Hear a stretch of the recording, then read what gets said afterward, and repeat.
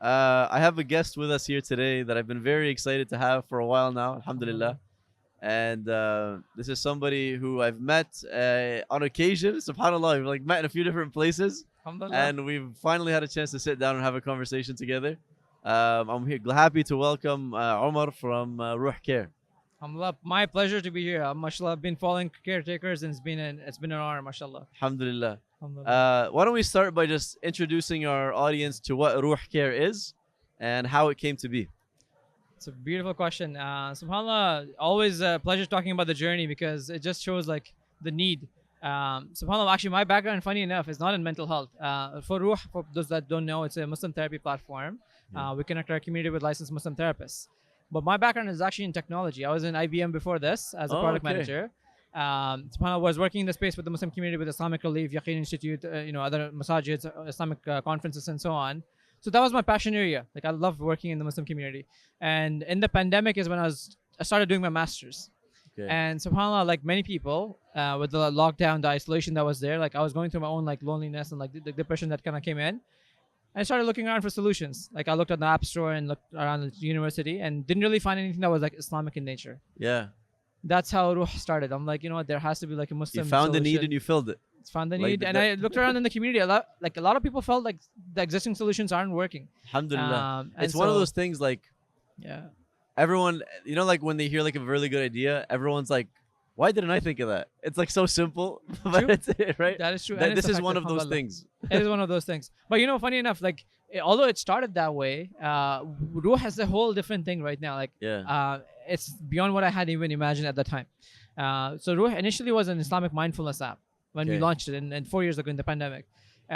Every single time we would go to a masjid or a community event, people would come and ask us this like one question every single time: do you connect us with a Muslim therapist inside the app? Mhm. So we realized, okay, that's like a bigger need. We put a directory of therapists together, and alhamdulillah, that's about like 800 therapists today. It's the largest global directory of Muslim therapists, 800 therapists in 20 countries. Yeah. So it's really made the aspect of finding a Muslim therapist easy. Mhm. Despite that, we would still get questions like, oh, how do I book an appointment? How do I know who's the right therapist for me? That's when the Ruh Care platform launched last year, where we have our own team of therapists now delivering their care virtually. And like we could go more into that, but that's alhamdulillah been the quick snapshot of the journey so far in the last 4 Yeah. years. Alhamdulillah. And so Alhamdulillah. I'll ask you a question. Why is there a need for a Muslim therapist? It's a beautiful question. So, you know what? Funny enough, Muslim therapists. Okay, let's take one step back. Yeah. Our community goes through a lot of struggles, and we hide it a lot of times because shame, because of stigma, and different issues in the community.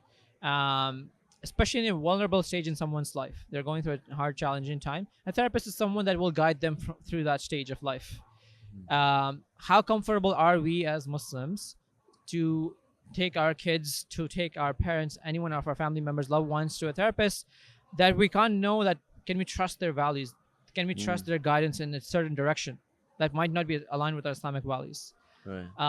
So that's why it's very important for us, especially in that vulnerable stage where they're very easily guidable, like in a different direction. We want to make sure that there is someone that is aligned with our values, that will guide us towards Allah, not against Allah. Right. And really like take us in a way, heal us in the best way possible clinically, but also in a direction that is aligned, that is inshallah be a benefit for us, for our soul, not just the mental health, but also our soul, alhamdulillah, Of course, for the yeah, yeah. afterlife as well. And this is the caretakers. Like we talk about spiritual health, mental health, and Absolutely. physical health. Like, and I see them as all interconnected. It is absolutely, alhamdulillah. And I wanted to ask you. You mentioned struggles. Yeah. What are some of the struggles that people are coming to you with, or are seeking a therapist to deal with? That's a good, beautiful question.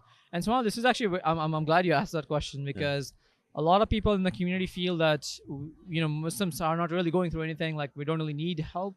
But that's not the case. Like we actually get clients reaching out from all across the country, actually globally as well. And for various different issues. Some of the top 5 based on the data we have are stress and anxiety are the first 2. We see a lot of couples issues as well, conflicts and stuff coming in, infidelity and so on.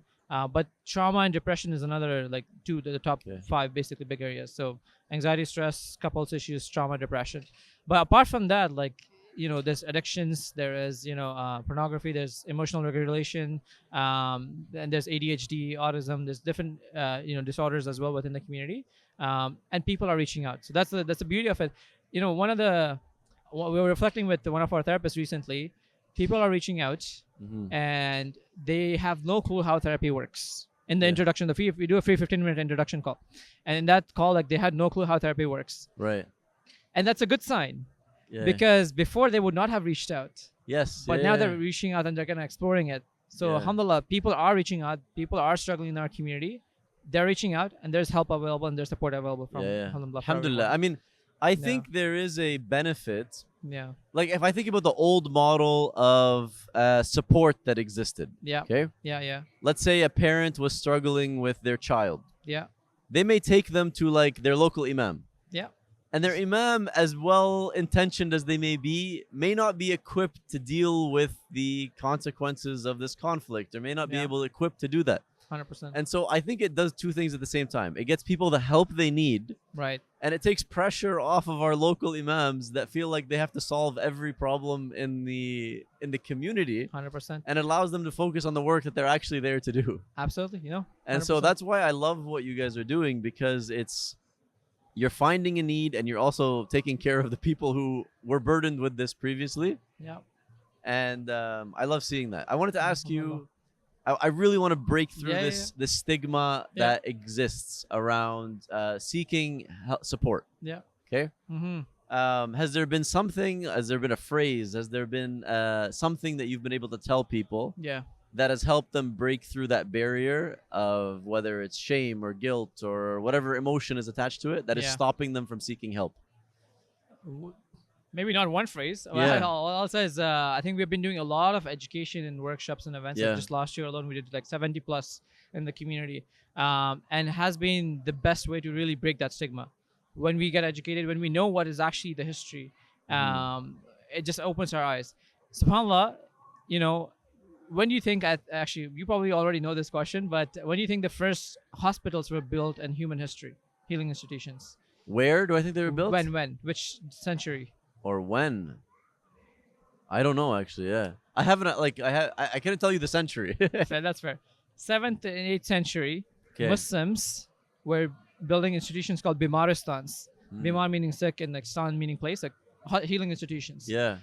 And they would treat people with psychological disorders in these institutions. SubhanAllah. Yeah. Whereas people in the West would burn people alive, would take more extreme measures to treat psychological disorders. So Muslims were not only just treating psychological disorders, but they were actually at the forefront of this mental health field. Yeah. And we were doing it with ihsan. I was recently in Calgary giving a presentation on this, and I was showing some pictures of Bimaristans that exist today physically. You can actually go visit them in like Turkey and Egypt and so on. Mm. And some of the kids were pointing it out to that, and they were saying like some of these look like resorts because they're like beautiful in design. Yeah, Like, yeah. they would actually take care of all the 5 senses. Like visually, there was Islamic architecture and design. It looked beautiful. Yeah. There were flowers and greenery, so like looks pleasing. There's a water fountain, so there's a good sound like Yeah. nature sound as well. They would have scents and stuff with the flowers. They would have music as well for the ears. Yeah. So many things. SubhanAllah, they would do it with ihsan. Yeah. And then we think now, centuries later, that this is a Western construct. It's not part of our tradition. Yeah. SubhanAllah, like we are SubhanAllah, losing our own and history. there's an emotional intelligence aspect Yeah. to the seerah of the Prophet ﷺ, Sallallahu that if anybody who studies the seerah of the Prophet, the life of the Prophet ﷺ, and you can't miss the emotional aspect of it. 100%. You can't miss the turmoil and the trauma that he dealt with. You can't miss the portions of his life where Sallallahu Alaihi Wasallam, he would cry Sallallahu. so much that his beard would be wet with tears, Yeah. right? Yeah. And how we've gotten to where we are today is mind blowing, and It like, is. it's just a testament to exactly what you're saying. No, it is. SubhanAllah, there's the hadith as well, right? Like when the Prophet Prophet's son, Ibrahim, was passing away. Yeah, It's like obviously a challenging time for any parent's life. yeah, Right? Like you see his son passing away, like having his last breaths. One of the Sahabis, Abdurrahman ibn Auf, comes in. He sees the Prophet weeping, Mhm. and he asks him like, "Oh, Allah, like Prophet, like you're also weeping?" Like he was surprised seeing him weep. yeah. And the Prophet ﷺ, like said, "Oh, Ibn Auf, this is mercy." Like This is a pointing to mercy his from Allah tears. Subhanahu wa Taala. SubhanAllah, it's a mercy from Allah Subhanahu wa Taala. And he said that I'm paraphrasing it, but he said that the heart is grieved there's tears, but we will not say anything that is displeasing to Allah. To Allah subhanahu wa ta'ala. Yeah. So subhanAllah is not only saying hide the emotions that a lot of men do actually in our community, right? Yeah. He was actually crying, and like you would see it, and he was saying this is mercy, Right. and he's acknowledging his emotions, he's acknowledging his grief in his statement after. And the most important thing is what we actually do after that, right? Which is we will not do anything that's displeasing to Allah. Right. That's what we learn. There's so many mental health lessons we can learn from the life of the Prophet. SubhanAllah. Absolutely. Yeah. I wanted to ask you something that maybe would be helpful in terms of breaking the stigma on seeking support. Yeah. Does talking to a therapist mean something's wrong with me? No, absolutely No. not. Actually, I'm glad you asked that question as well. A lot of times, sadly, the case in our Muslim community right now is people wait until it's too late, and then they come to the therapist and to try to like fix things. Whereas like a lot of people can actually benefit from being proactive with their therapy journey, especially like sometimes right now clients that come to us today, sometimes all they're looking for is a sounding board. They, one of the reasons therapy is effective is because the therapist is not involved in your emotional like life story, your actual journey, right? They can be objectively looking at it. They can provide you feedback and guidance from that lens. So they can be a really solid sounding board. A lot of people come for that. And then a lot of people even come for growth aspects, right? For time management, for communication. Communication is a huge thing in relationships. Like they can definitely improve on that in so many ways. So alhamdulillah, there's definitely growth aspects. There's definitely like that, second perspective aspects. But a lot of times right now, people come when it's actually an issue in the community or a challenge that they're facing, then they come. So although that is still beneficial, I'm still glad people are getting help there. But there's so much more we could do proactively to be more of a thriving ummah as well overall. Okay, I'll ask you another question. We're gonna break through. We're gonna break Let's do through it, all let's this, do it, inshallah. If I wanted to seek therapy and I didn't want anyone to know about it, I didn't want my parents to know about it or my siblings to know about it. I wanted to start off sort of privately and not talk about it. Is that something that you'd be able to offer? Absolutely. And I think this is one of the stigmas around the community, that what I'm going to talk about is going to be community gossip, right? It's so far from the reality. I think that one of the reasons that's there is because a lot of times people share things with maybe non-professionals, like maybe loved ones and so on. And obviously they're not bound by any ethical guidelines. So they might share sometimes and things like that, and the word spreads. Therapists, on the other hand, they're professionally bound by the ethics that they're part of the college that is regulating the therapy profession, that they have to maintain confidentiality for their sessions. So the therapist is actually not able to share anything that you're discussing in sessions with anyone outside.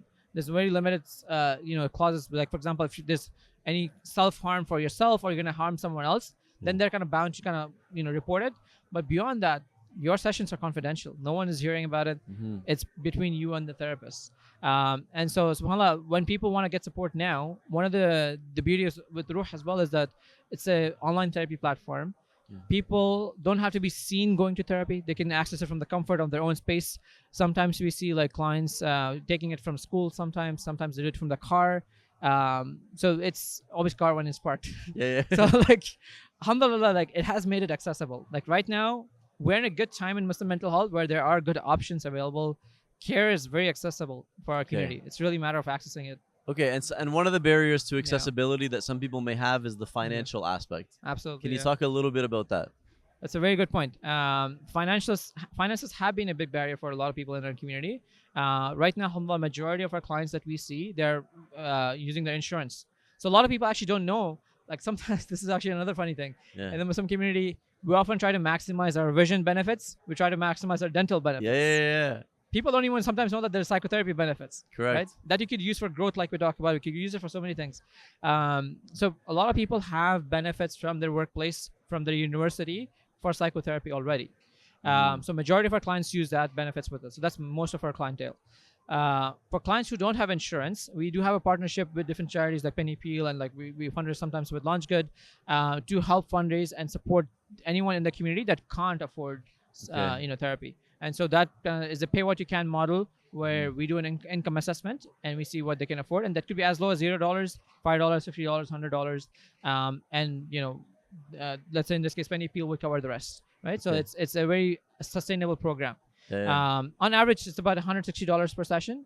But again, insurance covers most of it. For people who don't have insurance, there's financial assistance available. So really, at this stage, finance is no longer a barrier, alhamdulillah, as well. Alhamdulillah. Alhamdulillah. I'm glad to hear that. And I wanted to ask you about addiction. Yes. Addiction is one of those things that we think of addiction in one way, and in reality, it manifests in our life in a million different ways. Yeah. Addiction is not necessarily that you're doing hard drugs. Yeah. Some of us are addicted to our cell phones.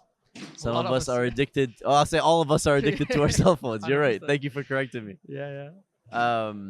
You could be addicted to smoking, cigarettes, or some other drug, Yeah. right? Yeah.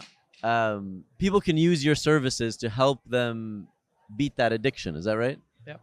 Yeah, Okay. 100%. I think a lot of times in addiction, it's hard for one person that is in that cycle to kind of break out from it, and that's where like a therapist can come in and help. Right? They are that kind of like person that is working together with you to Yeah. help you manage that addiction. So they can work on plans together. They can give you strategies, coping mechanisms to help cope with different aspects of that addiction.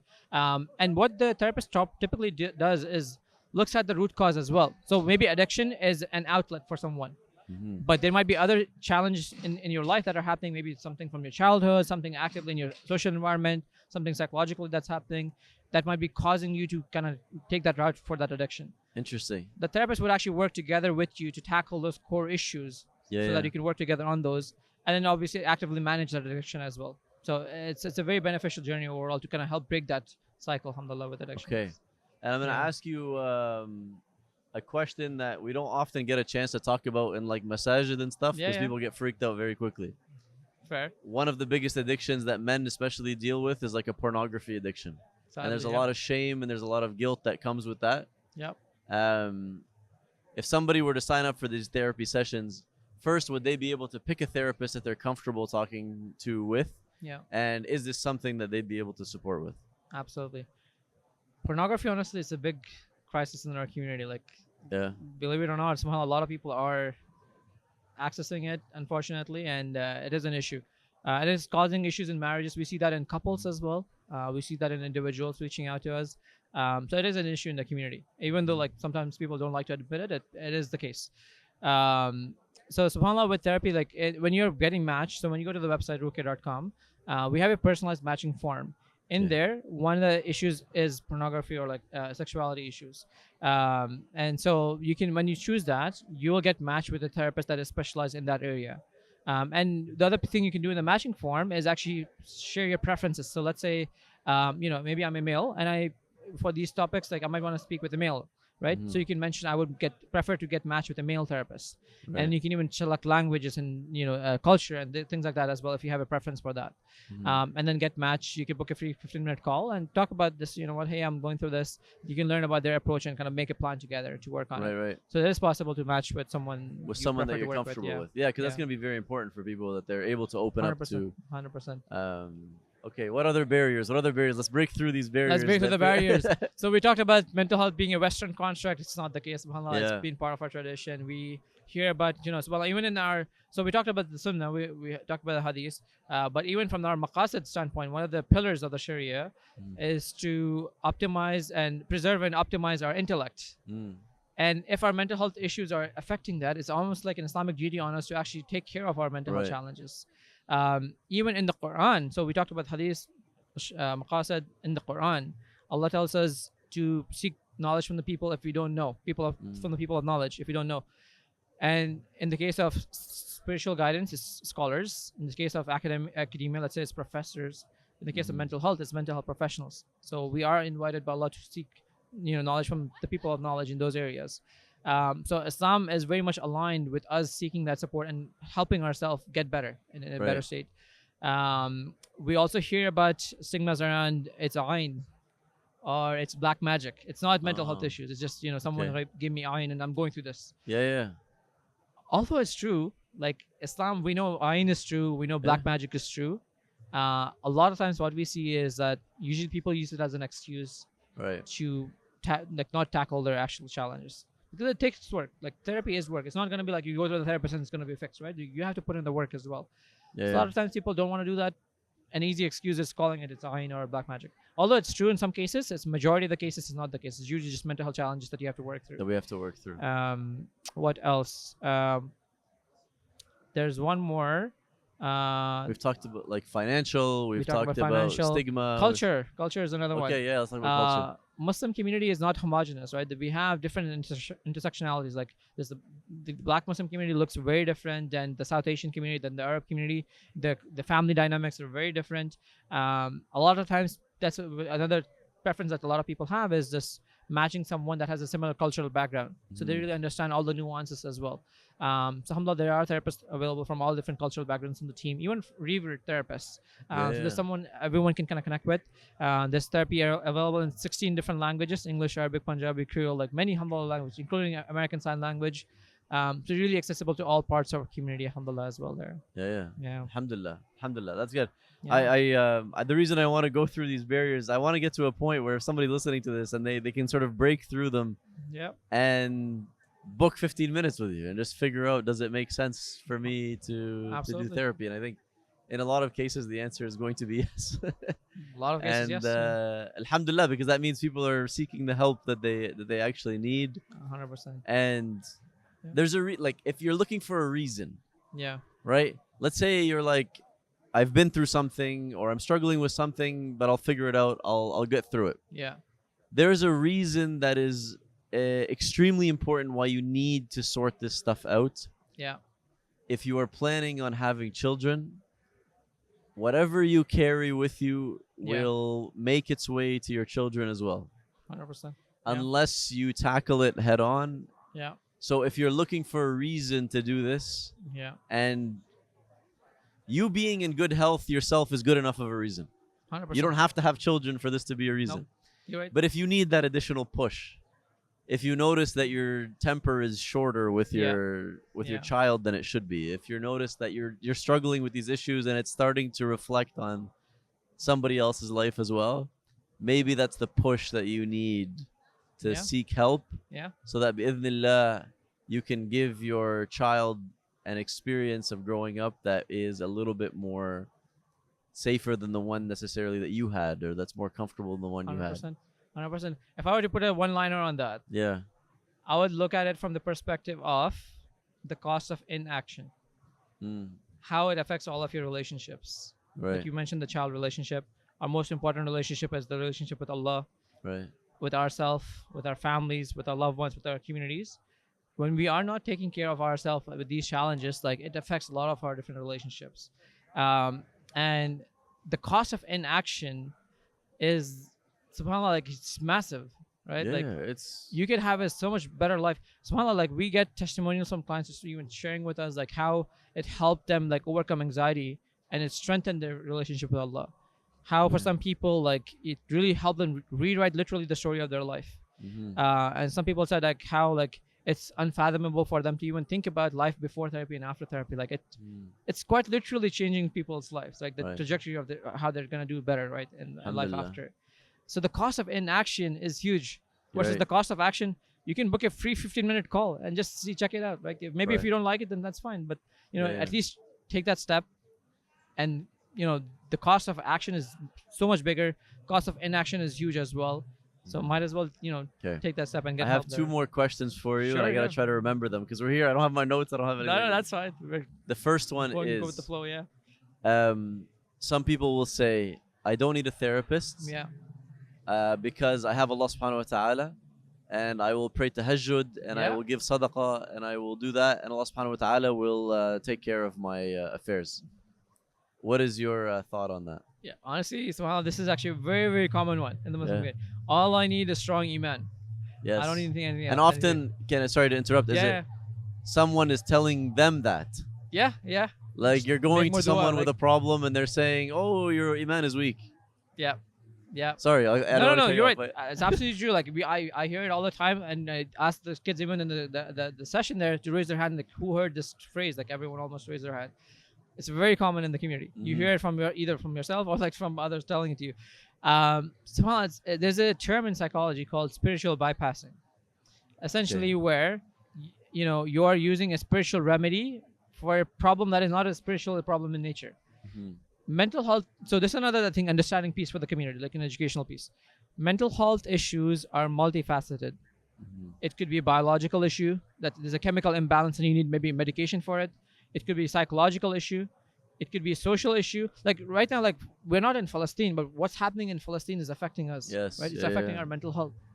Subhanallah. So again, we're applying a spiritual remedy to maybe like an emotional wound, whereas it needs an emotional remedy, right? So that's spiritual bypassing, where we're like literally like applying a band-aid, hoping it works, but we're not applying the right band-aid, or we're not taking the right fix. So a lot of times people do say that, although there is an element of truth where like when you make more dua, when you're doing more dhikr, that you're more spiritual, like there is an element of healing there. But we need to take the right step, the right tools. In the hadith as well, we know you have to tie the camel and then have tawakkul on Allah. Yes. A lot of people skip to the step two.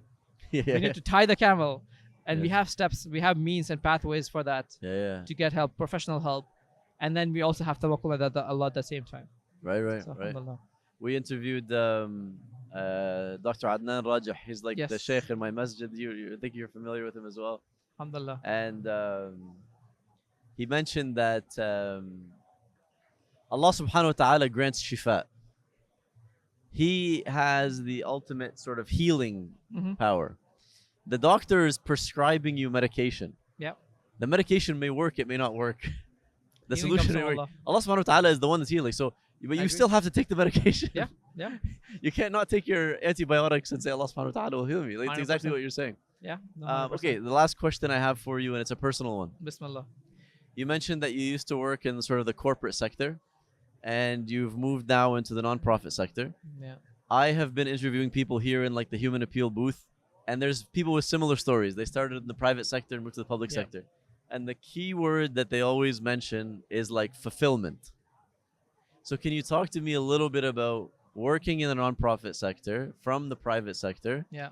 and whether that's had an impact on the fulfillment you feel in your day-to-day life, or if there's something else that you want to mention about that, making that switch? Beautiful question. Subhanallah. Yeah, I mean, there's so much I can say about this because, I was in the corporate space, growing and climbing up the ladder, and everything, alhamdulillah, getting good salaries and stuff. But there was always this aspect of like, so alhamdulillah, I was involved in the Muslim community in different things on the side, and that was like really my passion area. And alhamdulillah, even though now I'm making much more less of an income, I'm working a lot more hours, alhamdulillah. It is so much more fulfilling. Mm. Just seeing the impact you can make in someone's life, and we see that on a daily basis now, alhamdulillah, with Ruh. Like even with RIS here, right? We're here Yeah. at the convention. People are just random clients coming by and to the booth and saying, how it's impacted their life. Yeah. It's just fulfilling. And when we see that, you don't need much more than that, to be honest. Like, alhamdulillah. At the end of the day, like our goal is that Ruh, we have it as a means for us to enter Jannah, inshallah, that this work counts for us on the day of judgment.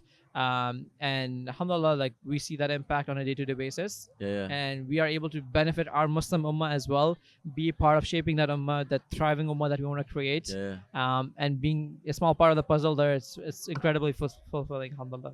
Alhamdulillah. Well, thank you so Alhamdulillah. much. I mean, this was such a pleasure My to pleasure. sit and talk to you. I'm glad we finally had the opportunity We to do did, it. alhamdulillah. And Alhamdulillah. we did it here, RIS 2024, here in the Human Appeal booth. And Yes, alhamdulillah. alhamdulillah, thank you for doing this No, again. thanks for having me, and mashallah, keep up the amazing work. I love the work, alhamdulillah, that you're doing Thank with you, Caretakers, thank and may Allah bless and increase you as well. Ameen, inshallah. ya Rabb. Ameen.